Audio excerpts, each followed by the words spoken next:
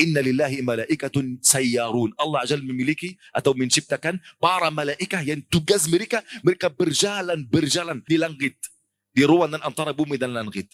Tugas mereka mencari mana majelis ilmu. Karena majelis ilmu ini terlihat oleh mereka sebagaimana matahari terlihat untuk kita. Bercahaya, sinarnya luar biasa. Jika mereka melihat cahaya dari masjid, misalnya Baitur Rahman, lalu mereka datang semua, ayolah panggil semua saudara mereka dari ruangan langit. Si fulan, ayolah ke sini. Ini majelis ilmu. Lalu mereka datang, duduk, menitari majelis ilmu ini. Jumlah mereka berapa? Jumlah mereka berapa? Banyak sekali. Sehingga jumlah mereka sampai ke bawah arsy Allah Azza wa Jalla. Mereka berputar halaqah. Karena itu para ulama berkata, dianjurkan orang di majlis ilmu duduk sebagai halaqah. Bukan acak-acak seperti ini. Faham? Mereka menitari halaqah ini sampai di bawah arsy Allah Azza wa Jalla. Yang ke-7.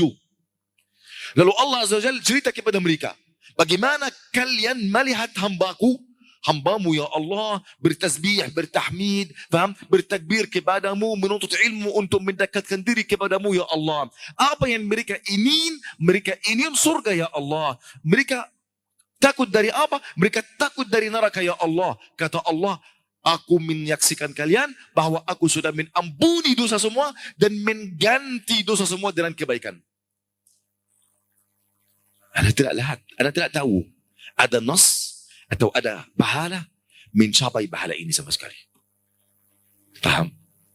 Ini dosa yang kecil, bukan dosa yang besar. Dosa besar harus taubat khusus niat. Tapi ini dosa yang kecil. Kata para malaikat, ya Rabb, ada si fulan yang hanya datang untuk berikan air, tapi tidak duduk. Dia hanya keluar atau mempunyai hajat, bukan duduk berniat untuk majlis ilmu. Kata Allah, humul qaumi la yashqa fihum jalis. Mereka lah satu kaum yang tidak celaka orang pun yang dekat sama mereka atau duduk sama mereka. Bayangkan anjing yang kita merintahkannya. Anjing karena berjalan bersama orang bertauhid kepada Allah, Allah sebut namanya sampai hari kiamat dalam Al-Quran. Di dalam kisah Ashabul Kahf. Anjing, karena hanya berjalan bersama mereka. Paham? Bagaimana orang yang senantiasa berada dalam majlis ilmu, senantiasa berada di dekat para ahli ilmu, dekat orang yang berdakwah, faham? Walaupun dia tidak punya tenaga kecuali memperbanyak majlis mereka dan jumlah mereka. Ini Masya Allah. Bagaimana pahala kita kalau setiap hari duduk dalam majlis ilmu? Engkau mendekatkan diri kepada Allah. Wallahi ini terjadi. Salah satu guru kita, Syekh Muhammad Ibn Utsaimin rahimahullah ta'ala. Di dalam majlisnya ada seorang duduk tidak tulis apapun. Beliau ada karya ilmiah, beliau menjelaskannya, lalu mereka semua tulis kecuali orang ini. Hanya duduk seperti ini saja. Lalu Syekh tanya dia berapa soal, dia tidak jawab. Oh, kenapa engkau datang? Biarkan rumah, meninggalkan usaha anda, kemudian datang duduk. Dia berkata, aku ingin dapat barakah majlis ilmu. Lalu Syekh menangis.